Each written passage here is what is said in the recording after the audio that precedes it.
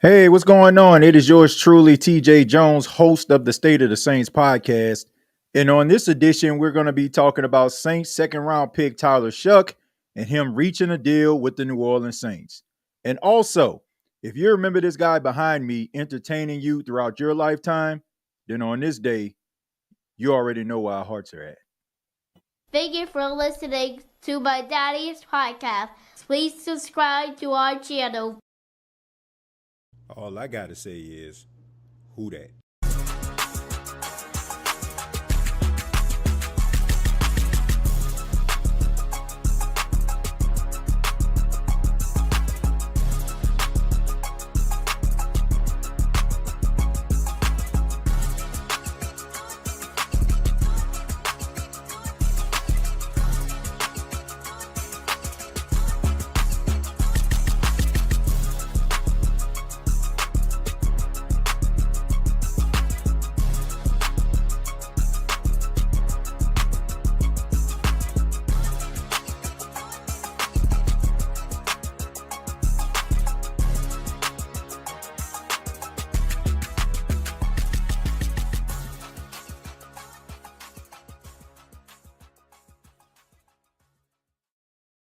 Hey, what's going on, Who That Nation? It is yours truly, TJ Jones. And yes, I am the host of the State of the Saints podcast. Thank you so much for checking out the State of the Saints podcast. On this edition, we're going to be talking about quarterback Tyler Shough, and we're also going to be talking about tight end Noah Fant being released by the Seattle Seahawks. And should the New Orleans Saints consider bringing in Noah Fant to add to their offense? But before we get started, as you all see, the backdrop behind me, this was a backdrop that I wasn't intending on using, but unfortunately, Malcolm Jamal Warner passed away. If you're watching this on a Monday, he passed away on today at the age of 54 years old. He was out vacationing with his family, and unfortunately, he drowned while swimming in Costa Rica. Malcolm Jamal Warner, for over 4 decades, entertained us. Most of us know him as Theo, his character Theo from The Cosby Show, Theo Huxtable. And of course, if you are probably my age, around your teenage years, young adult, you remember him on a UPN show, Malcolm and Eddie, that was on for quite some time. But Malcolm Jamal Warner was a very gifted, talented actor, director. He also did a little music as well. And, he will be missed. You don't really see too much, negative things about Malcolm Jamal Warner. That's pretty, that's pretty, the word I probably I can't even just think of, like, that's unusual. There it is. It's unusual that a guy can be out as long as he has, and you never really hear about any type of scandal, any type of negative things in his life, especially being child actors, where we see Hollywood pretty much chews them up and spits them out sometimes. But he was a class act, and he will be missed, but he leaves a legacy and stuff that we can hold on to and watch and enjoy. His essence and his presence can be found in everything that he did. So once again, rest in peace to the legendary Malcolm Jamal Warner. But let's go ahead and get into it, man. Let's go ahead and get into it. Let's talk a little bit about Tyler Shough. Tyler Shough finally reaches a deal with the New Orleans Saints. He gets a 4-year, $10.7.9 million deal. You can round it up to 10.8. Is a guaranteed contract, which you're seeing mostly from these second round picks. So congratulations to Tyler Shough. There's a video or a picture rather on the New Orleans Saints website of him signing his deal. So I know this is an exciting time for Tyler Shough as well as his family. And now they can get down to business and the Saints can get this quarterback competition underway. I don't know what this, is going to indicate as far as the future. Is Tyler Shough the future? I don't know. But it just shows you that the New Orleans Saints are committed to him. They believe in him. When they drafted him in the second round, they felt that he could be possibly the succession plan that they've been looking for since Drew Brees retired. Now, Tyler Shough still has to go out there and he has to compete with Spencer Rattler, who is not just going to give him the job. It's going to be a very interesting training camp watching these two individuals take the reps. No disrespect to Jake Haener, no disrespect to Hunter Deckers, but let's just be serious about this.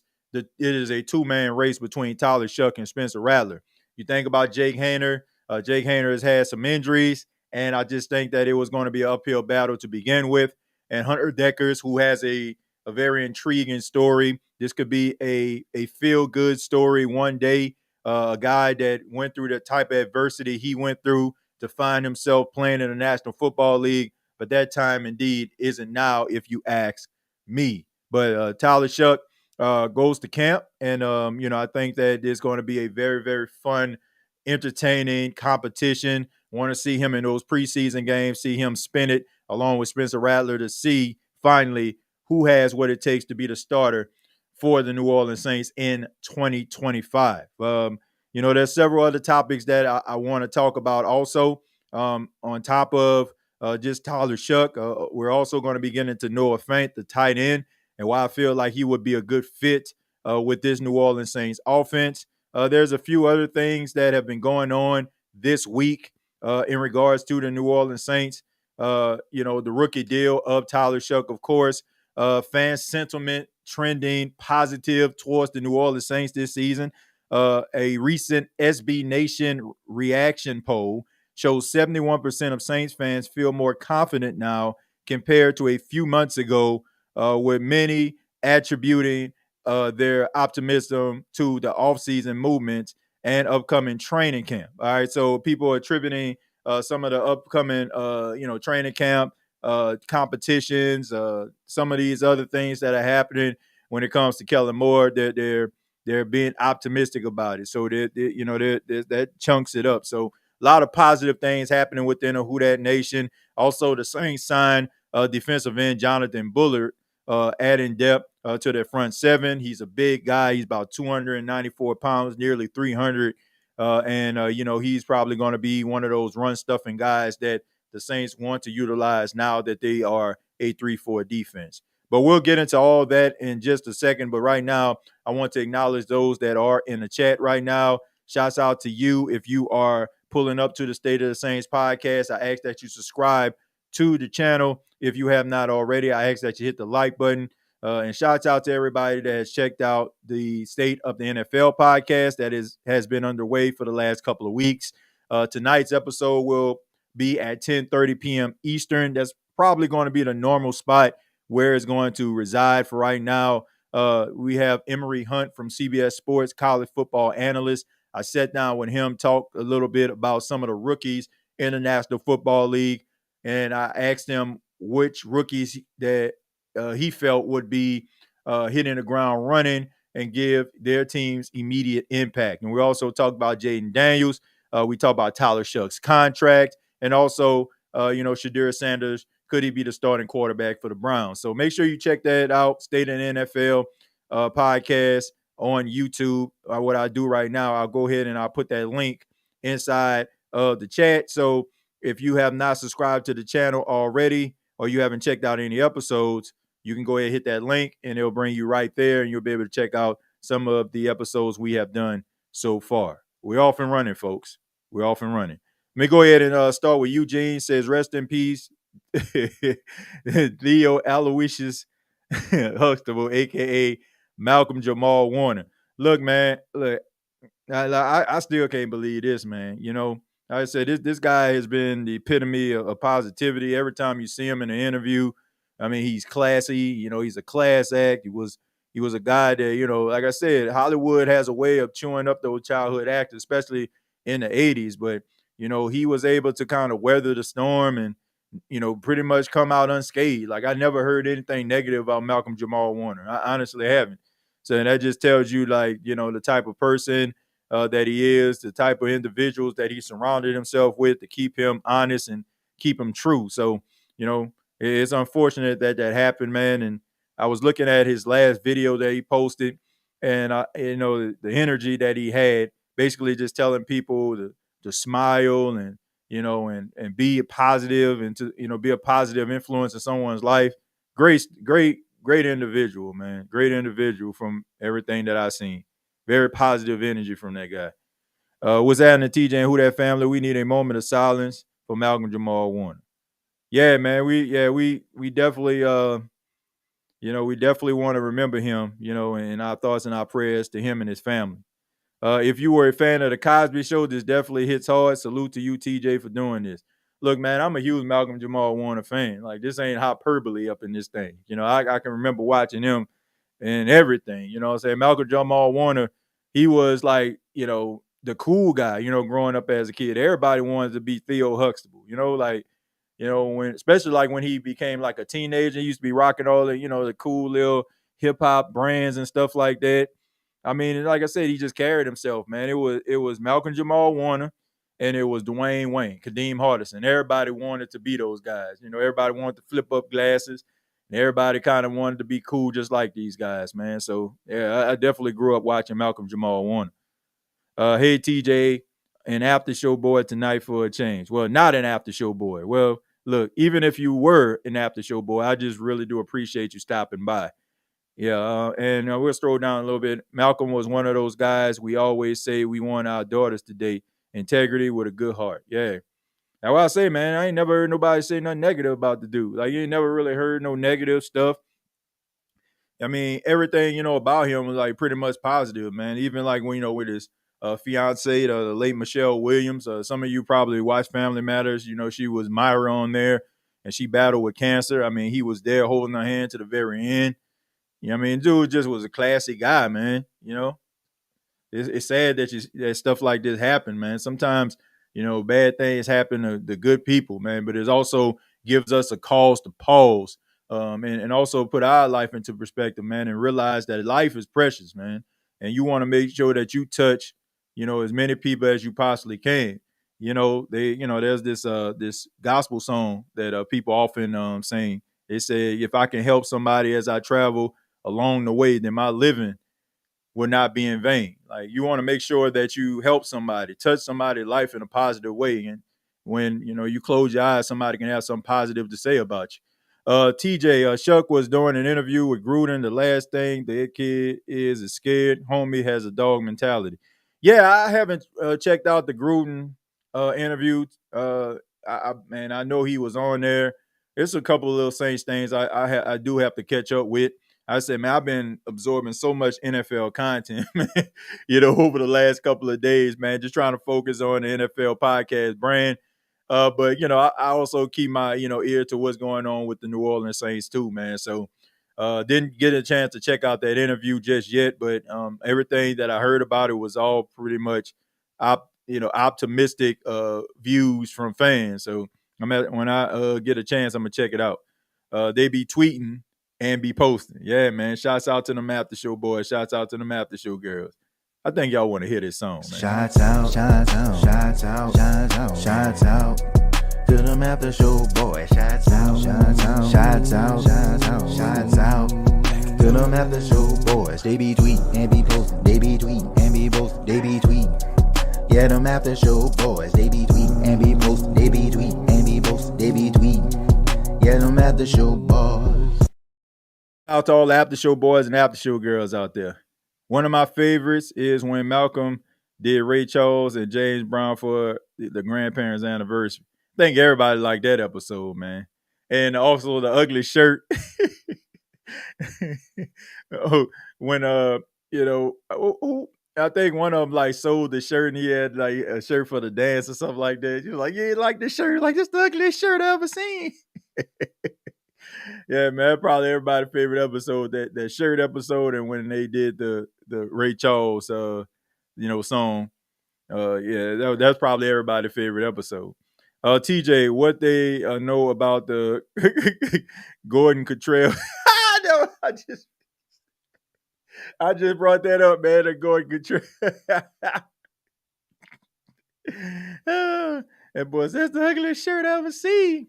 Malcolm and Eddie was my favorite show. Yeah, I think a lot of people like Malcolm and Eddie, man. I think that was a staple on UPN.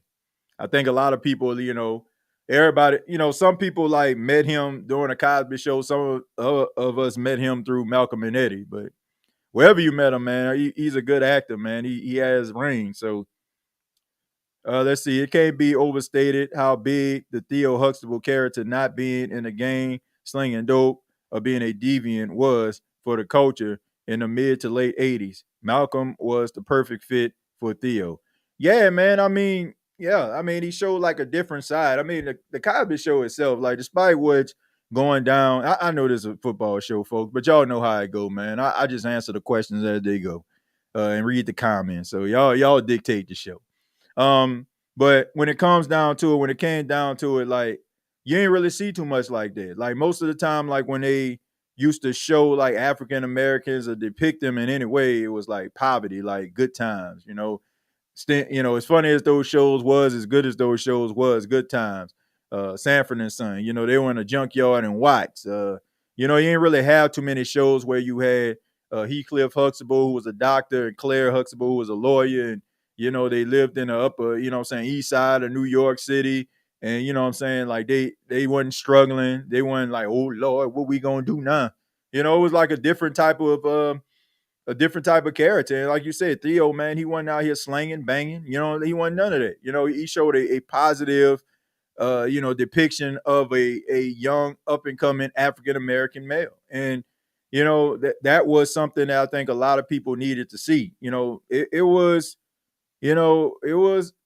criticized at times, because of they felt like he wasn't, that type of status quo or what's really going on. But man, everybody ain't struggling. Like, every African American ain't struggling, and this dude did it the right way. I like this character, and I think that, being in the 80s, you needed somebody like Theo Huxtable to show that there's a way that you can, grind, and there's a way that you can be positive, and you still, don't mean that you're gonna be corny. Like, he wasn't corny, man. He was a good character.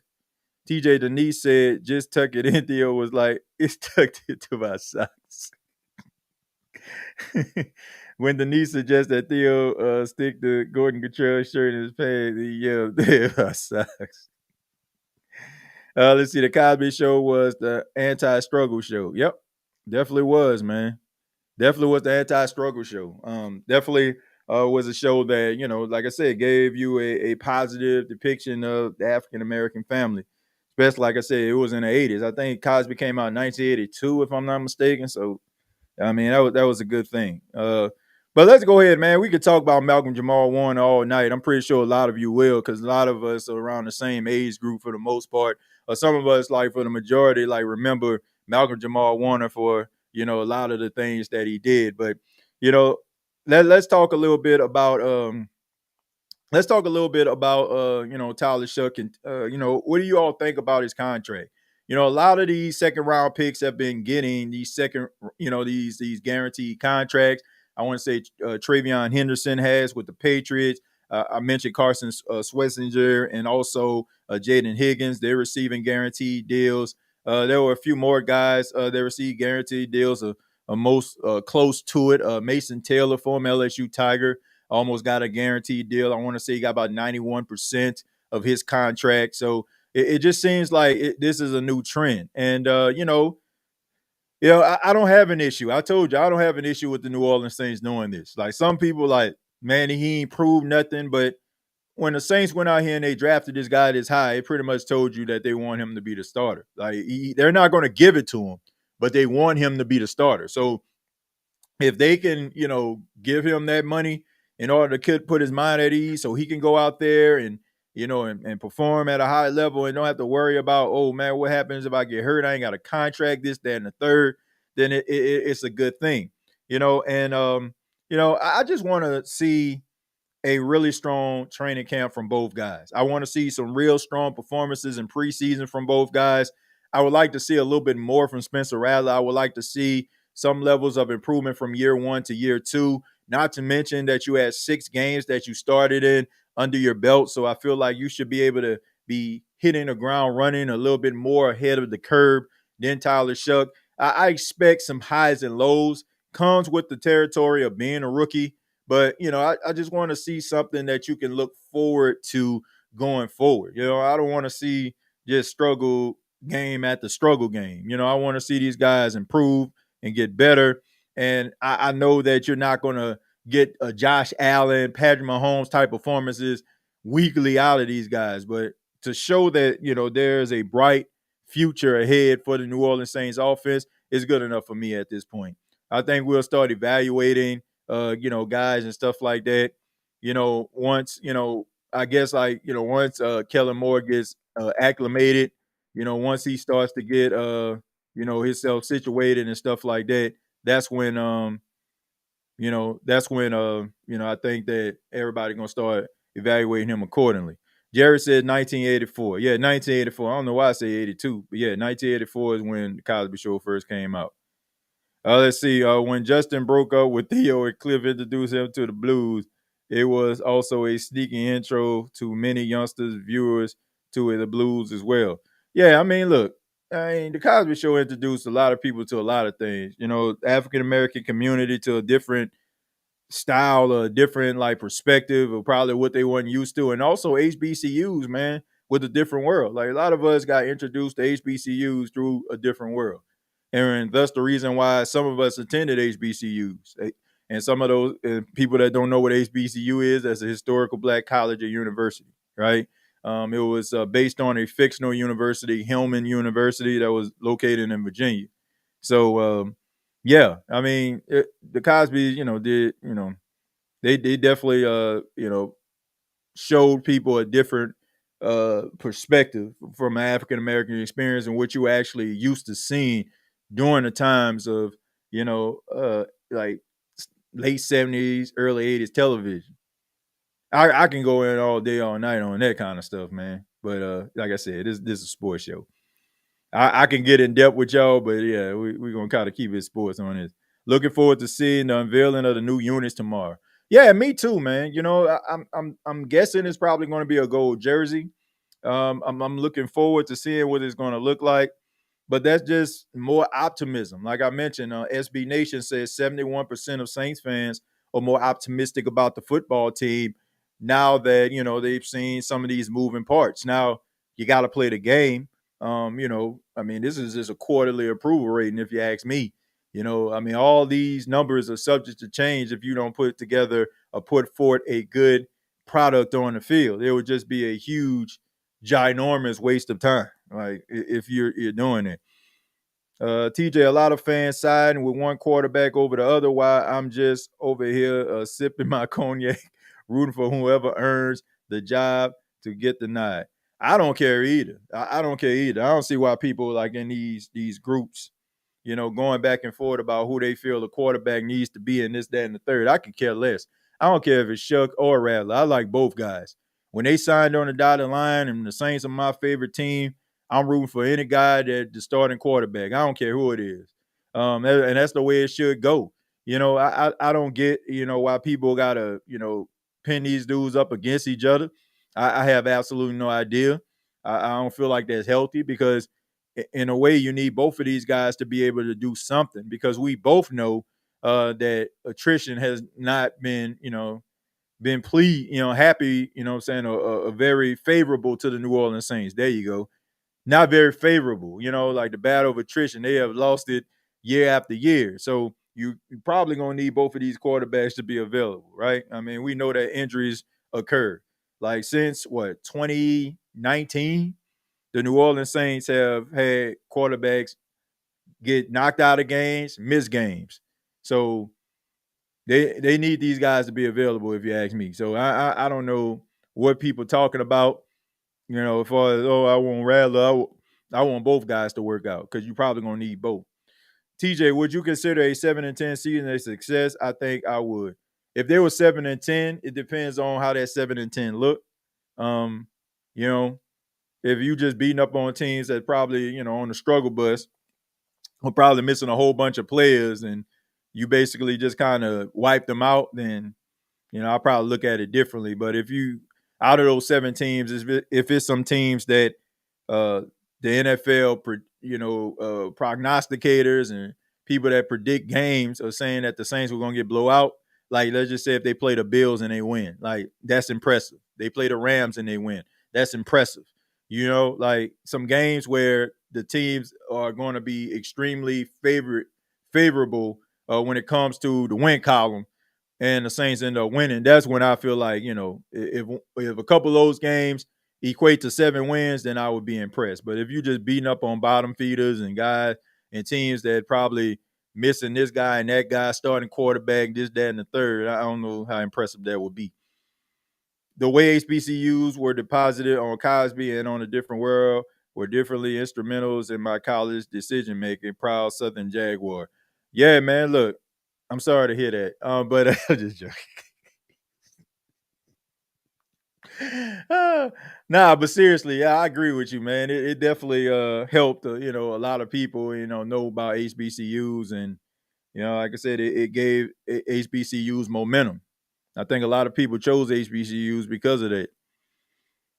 Dio felt like he was one of your old homies or cousins from down the block. He seemed like a cool, positive type of dude. Yeah, man. That's what I say. I was checking out an interview he did on a Breakfast Club a couple of months ago, and like I said, man, his energy is just infectious. And like some people just sit up there and want to use all these big words and basically just want to big up themselves.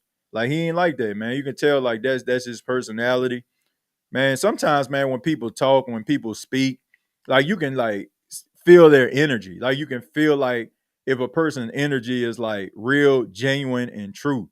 And just listening to this dude talk, man, it just, you can tell like he has he had a really like positive energy. And that's good. And that, like I said, that's something that people need to keep with them, I mean, this guy left a legacy over 4 decades of work. That's pretty doggone impressive. Already read that. Let's see. I just hope Shough pans out. Yeah, me too, man. But like I said, that's what the competition is for. That's what the Saints need to have these competitions for. But let's go ahead and stop right here. Let's talk a little bit about Noah Fant. Noah Fant was released by the Seattle Seahawks. Noah Fant is 27 years old. He's 6'4", 249 pounds. Of course, he came out of the University of Iowa. I believe he was a first-round pick. His NFL career started back in 2019. As a career, for his career, he had 300 catches, 3,305 yards, 15 touchdowns over 92 games. In 2004, with the Seattle Seahawks, he had 48 receptions, 500 yards, 1 touchdown, averaged 10.4 yards a catch in 14 games. He was ranked approximately 18 out of 37 tight ends in total receiving yards, PFF grade, according to PFF.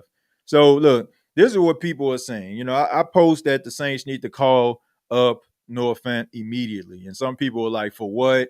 Oh, he just like Juwan Johnson. Oh, man, we already got Juwan Johnson. Oh, this dude ain't good. Look, man, I gotta get on my soapbox again, and I'm gonna question a lot of you that don't watch football. And I'm getting tired of it. Like, seriously. I'm getting tired of these contrarian social media broadband warriors out there that always just want to be negative but don't know what the hell they talking about. I'm serious, man. I really honestly believe that we have gone down this rabbit hole of wanting attention so badly that we're willing to like just look like the heel. Like, like if you watch wrestling and the heel's job is basically for the fans to boo them or just to get attention on themselves. I feel like that's what this social media thing has come to. Like, I don't even feel like a lot of people are giving their genuine thoughts and views. It's just the fact that they want to counteract something that you say. Because I'm not saying Noah Fant is all pro, but I am going to say that Noah Fant going to the Seattle Seahawks, it didn't match his skill set. Anybody that watched Noah Fant in Denver knows that he was completely different tight end in Seattle. Why? Because the way that Seattle plays offense. They use these two tight end sets, and they use these tight ends to basically block. Noah Fant is not a really strong blocking tight end. He's a pass catching tight end. He's a receiving tight end. He's a guy that he will get open. He will make plays. That's the reason why if you go to his stats when he was in Denver, and let me go ahead and pull that up for people that don't realize it.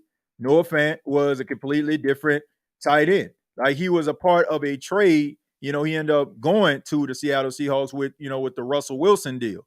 When Russell Wilson was traded from the Seattle Seahawks.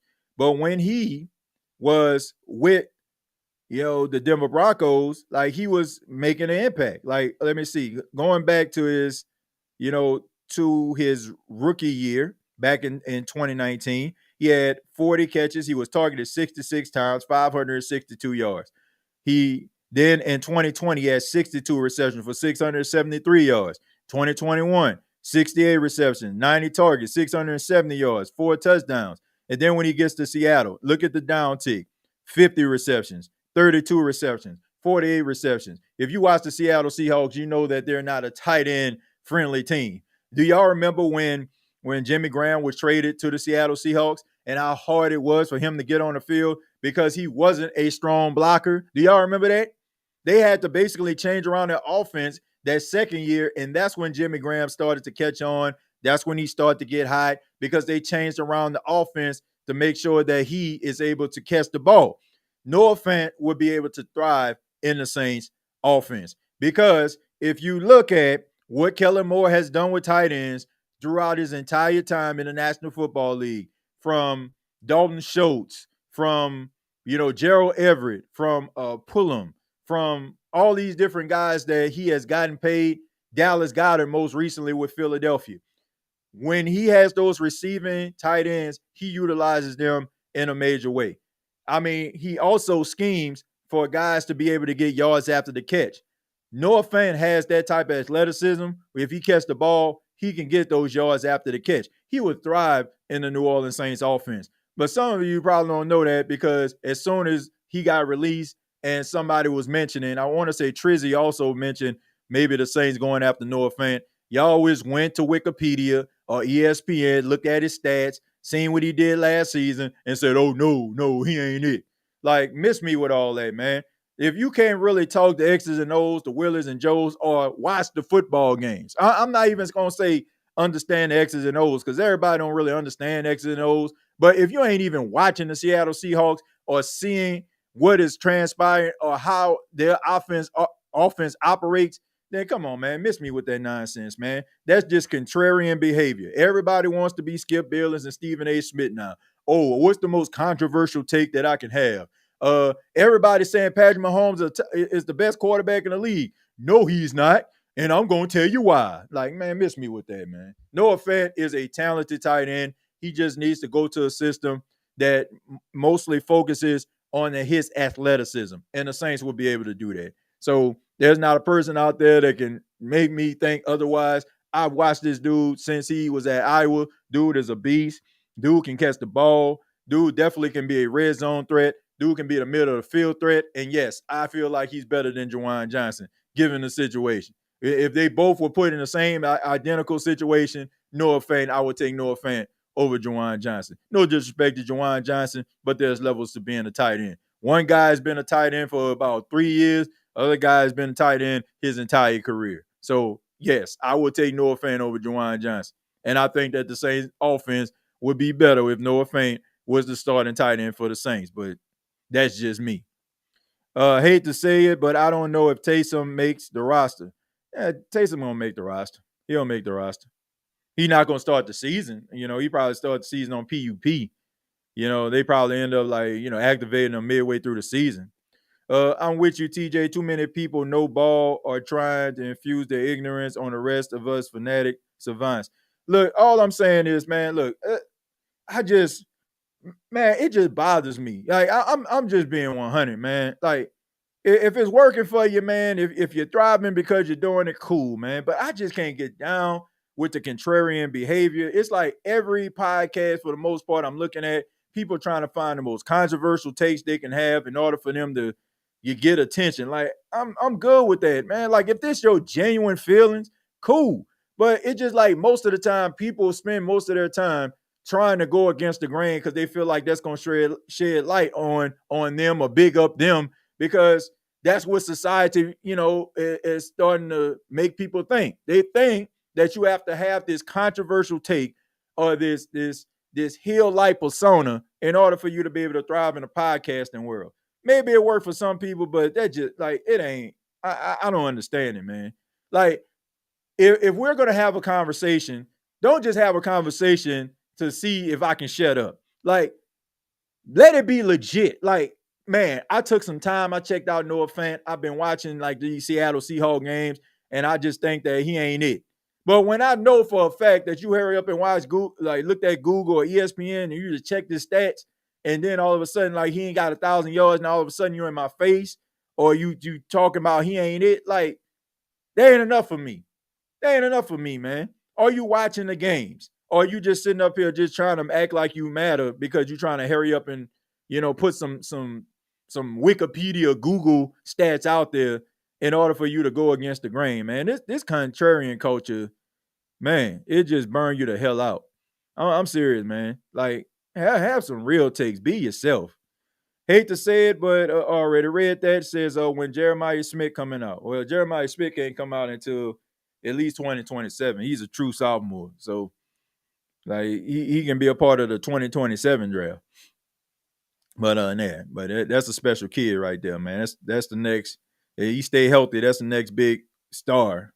Him and Ryan Williams. We've been missing a real tight end since Jimmy G. I agree. TJ is all about context and nuance. Depending on how certain things play out, a 5-12 can end up being more positive than an 8-9 season. Establishing culture and player development are key. Well, look, I think an 8-9 season is a little bit more productive than a 5-12 season. I mean, you can look for the positive in both, right? None of them seem like that would be a playoff berth. I mean, unless the season just goes absolutely haywire. We've seen teams with losing records end up making a postseason, but I don't think that's going to be the case.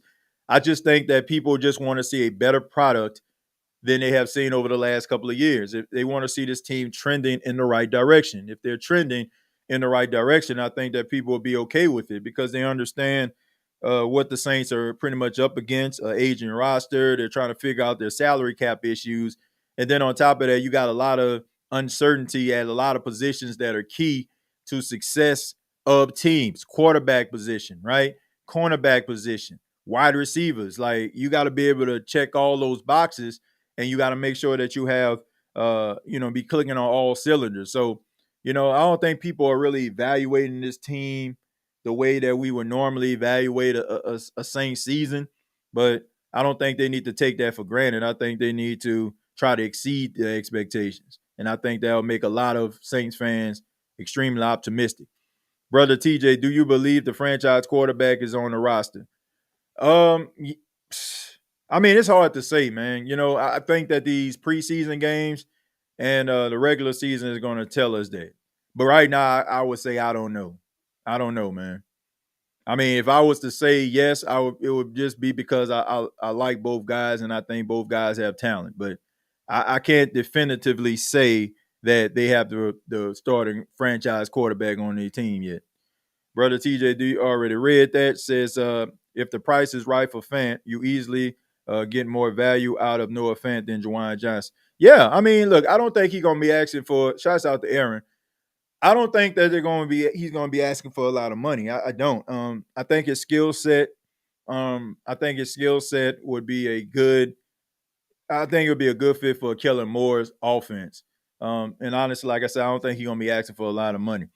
Like, he's not going to try to break the bank or anything like that. I think that he would probably be okay with a prove it deal, going out there, making some plays and going back to the negotiating table again next season. I think that he would be. Telling you now, are we going to be better than 5-12? I believe that. I believe the Saints can win more than 5 games. Long as they play good ball, I'm all in. I want to see the next stars up. Yeah, I think a lot of people want to see what these young players can do in the game. I think, the Saints' success is going to, be determined by how well these young players go out there and produce. If they do produce, I'm not saying they got to be the 2017 draft class, but if you can get some guys that's a part of this rookie class to make an impact, I think that the Saints could trend in the right direction. Most of the time, like when you see these teams that's, part of the rebuild process, they hit in the draft, you start to see the team start to turn it around. Like I always mention Detroit. Like Detroit, they started drafting well, getting Amon-Ra St. Brown, getting Aiden Hutchinson, getting Jack Campbell, getting Terrion Arnold, getting Brian Branch. Like they started to get like really talented guys, and they started building their team around them. Jameson Williams, Sam Laporta, like all of these guys, like homegrown guys. They drafted them, and they've been hitting in the draft constantly, and that's the reason why they have had success. But with that, you got to make sure you strike while the iron is hot. Like the Detroit Lions right now, they have a window that's open, but they start like losing some of these games, kind of like how the Saints did when they were winning all these games, winning the division, getting the number 1, number 2 seed in the NFC, but they had nothing to show for it. And then all of a sudden, these guys up for a contract. You got to split this team up, and now you got to go back and try to reinvent this wheel. And it's hard for teams to do. So you got to be able to strike while the iron is hot. The Saints had their opportunity with that 2017 draft class. The window just flew open. You got to be able to capitalize on that. The fact that so many of you taking sides with these quarterbacks show how fickle y'all are. Those boys wear the same black and gold colors. Shouldn't be rooting against one or the other. Well, that's how people, that's how things go. People just want to be right about something. Look, I don't care. Like, I tell you, like, these competitions are healthy for the team. It's for the betterment of the team. But once the depth chart comes together, whatever the Saints put together, that's what I'm rooting for. And the guys that's coming in at backup, I'm rooting for them too. That's the way it should go. Like, but it's never that way. TJ, debate culture TV, and some, not all segments of social media are the worst thing to happen to honest observation and opinion forming. Lots of cloud chasing and wannabe heels. Look, this is the way I feel about it, right? I just feel like the modern day, like, sports podcaster, analyst, prognosticator, like, everybody now is basically trying to be what Stephen A. Smith and Skip Bayless were, right? Like, debate. They want to debate, like how those guys will like have these shows all the time and they just never agree on anything. Like, are you kidding me, man? Like, y'all have like over 400-500 takes and y'all don't agree on nothing except for like social justice issues. Like, come on, give me a freaking break, man. All this stuff is like entertainment at the end of the day.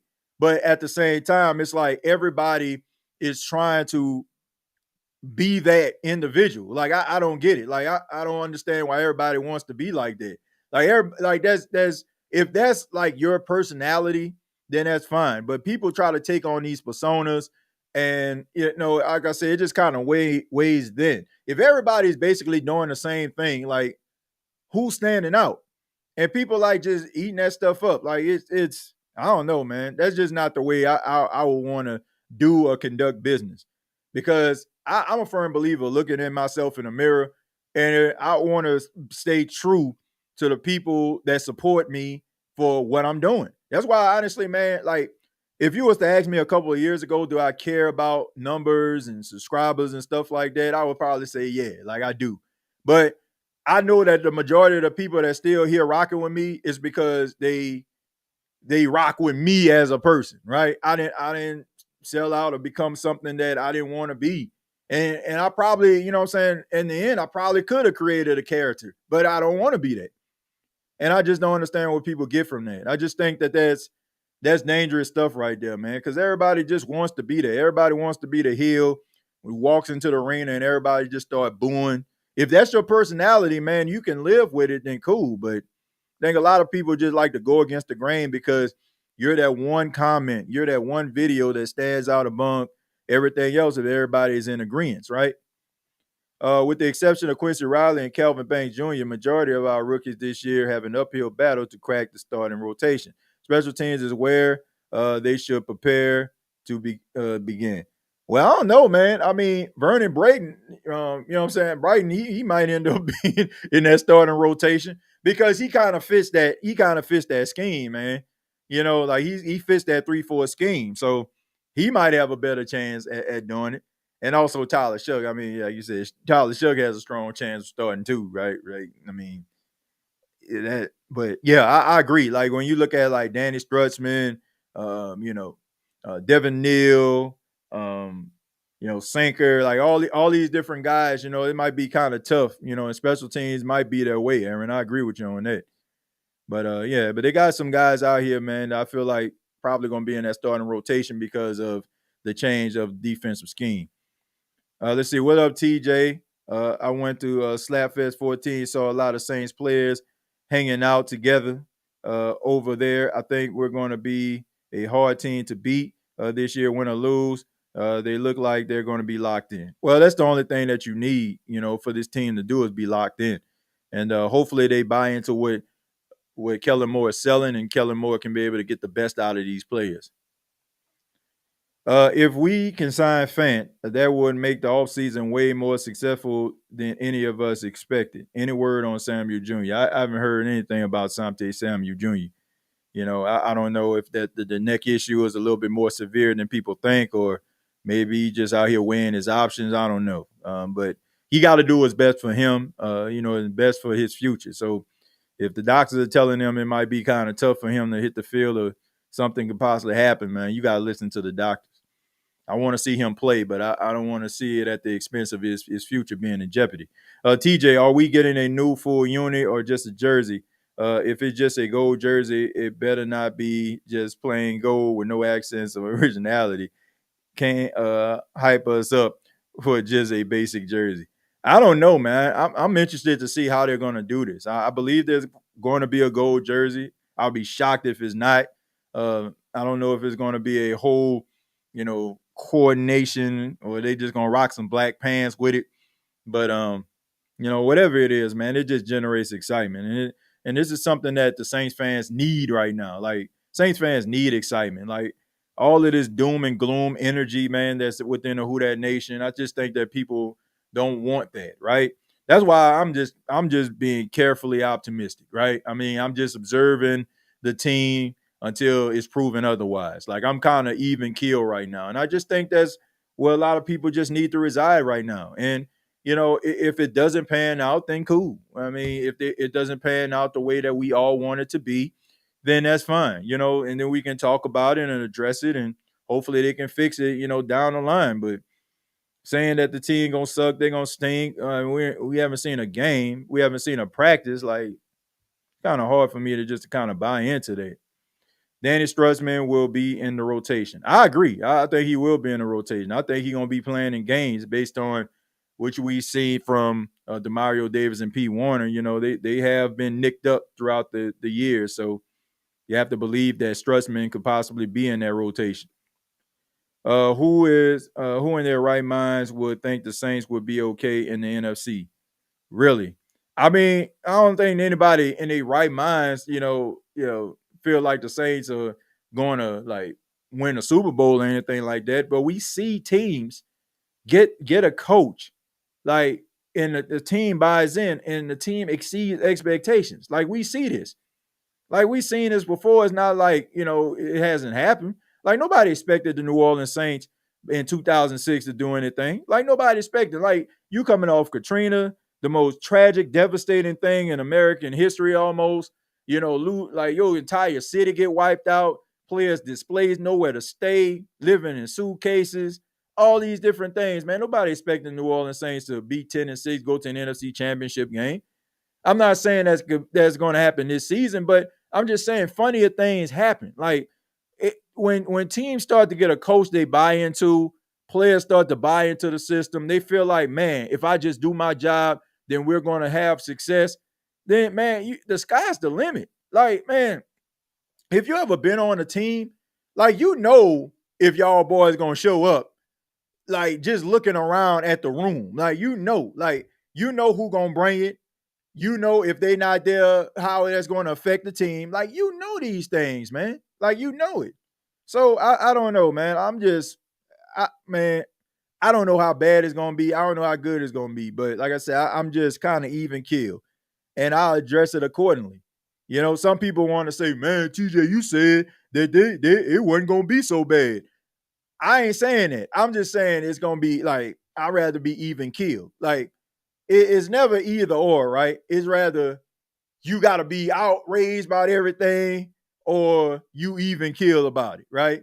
And if you even kill, then everybody coming like it's no in between. Like nobody pays attention to perspective anymore. Like no, it's rather you're for this or you're against it. It's never like you're in between. Like I'm open. I'm subject to like both parties. It's never that, right? It's rather oh man, you up here, or you down here, and it's like one like I tweeted, I made a tweet, in reference to what I'm saying right now, and somebody like, man, pin it. So pin it if you believe that. Like, bruh, what's there to believe? Like as of today, like I don't feel like is you need to be outraged about something you haven't seen. Like, what's there to pin? Like, if it don't end up being what I'm saying that it is, then I pretty much said that, I will adjust accordingly. So there's no reason to pin anything. But like I said, it's like people want you to like jump out the window or, stay inside the building. And I don't get it, man. Like people don't listen to perspective or logic or hear people expound on anything. All they see is the fine print. And then they can't even analyze that, which is very troubling. Very troubling these days, man. Better than Dennis the Menace as our coach still. Yeah.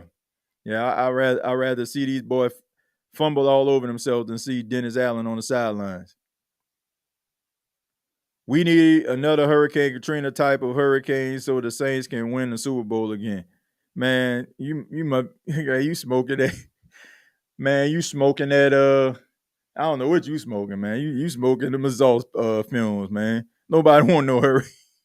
I ain't trying. Look, I don't care how much winning can happen. I don't want to see no more hurricanes. I don't want to see that, man. Lost a lot of people I know.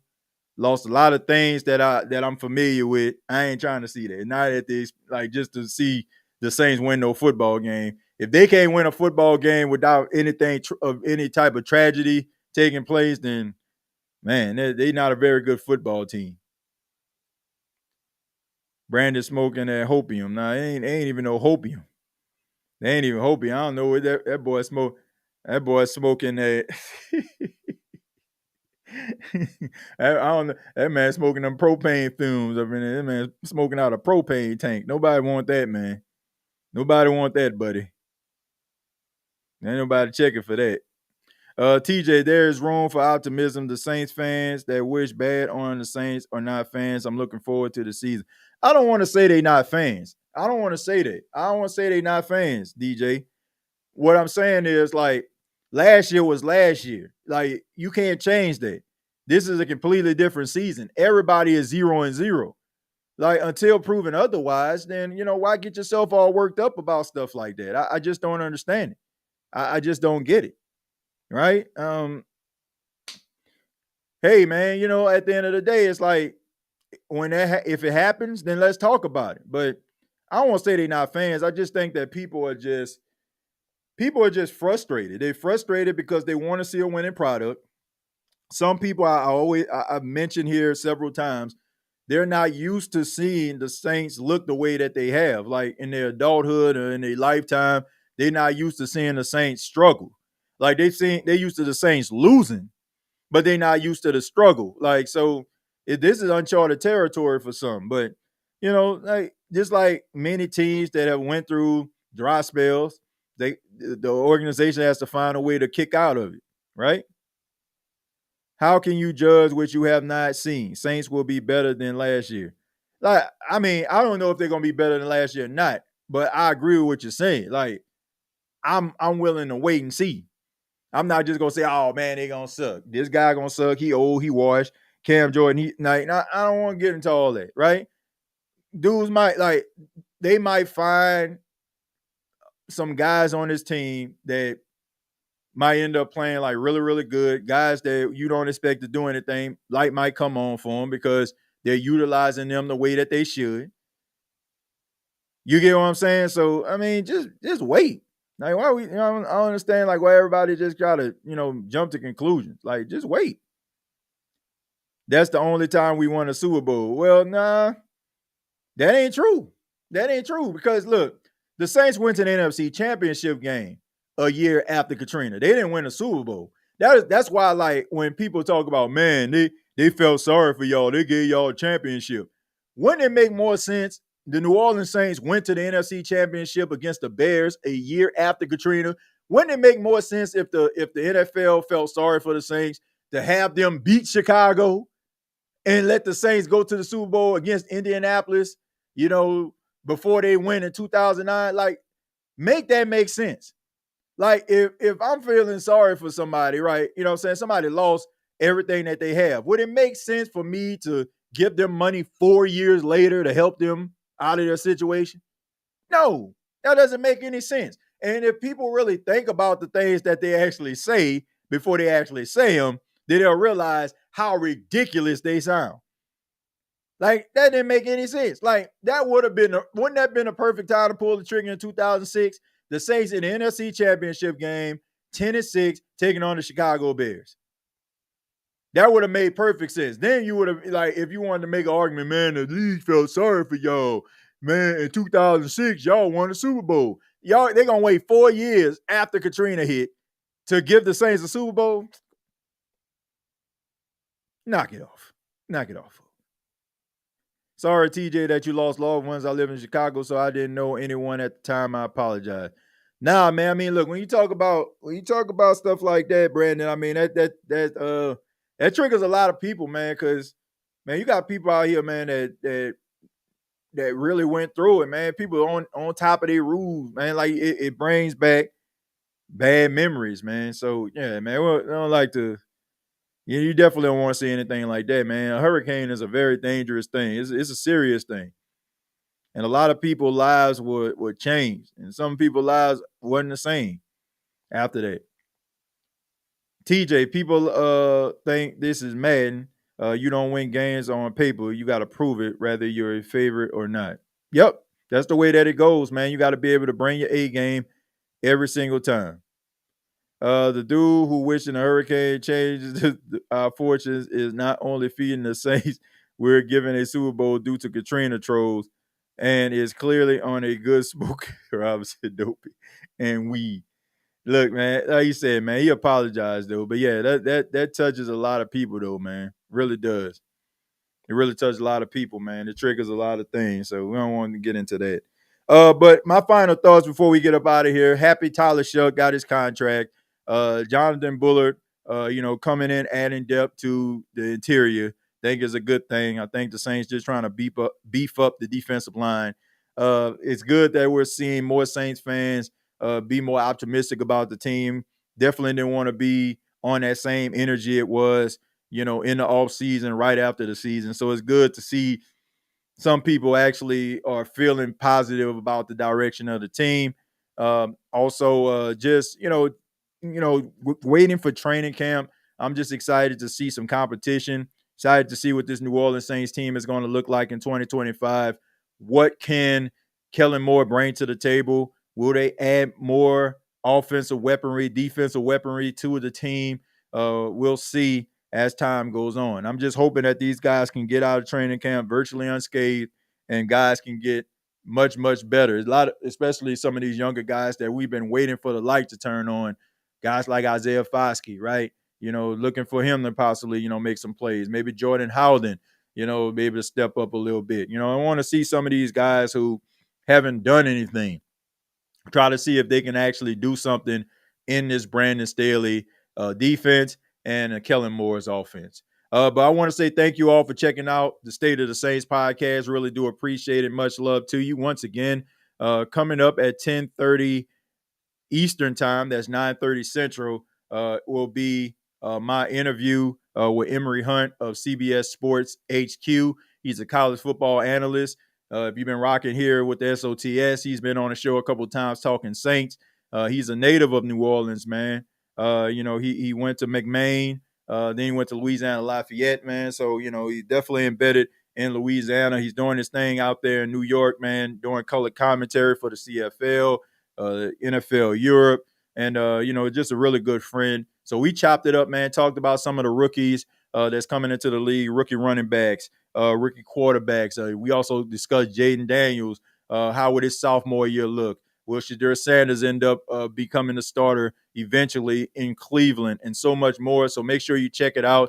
Let me know what you think about it. Hit that subscribe button and, help the show to grow, man. I'm really excited about it. I took a lot of pride in trying to create that State of the NFL podcast for people to enjoy and see a different perspective from me, who just, most of you probably just see me talking Saints, but just to see me talking, other NFL teams, it's been very, very fun, man. It's been a little bit, a little stressful, man, because, you got to do your research and, you know football, but you also want to, make sure that you have a clear understanding of what each fan base is kind of dealing with. So make sure that y'all check it out, man, and keep your boy, keep your boy on the up and up, man. Let me know what you think about the show. All right, you can follow me on X at TJAY Jones 8, and you can follow the State of NFL at State of the NFL. Once again, Malcolm Jamal Warner passed away on today. If you're watching this on Monday at the age of 54, he unfortunately drowned while he was vacationing with his family in Costa Rica. Thought that it would just be the right thing, just to have him as the backdrop on today as we think about the legendary Malcolm Jamal Warner and, some of the memories that are positive that he left with his acting, his musical performance, Broadway performances, etc. This guy has entertained us for over 4 decades, and his memory will indeed live on. Till next time, all I got to say is, who dat? Thank you for listening to my daddy's podcast. Please subscribe to our channel. All I got to say is, who dat?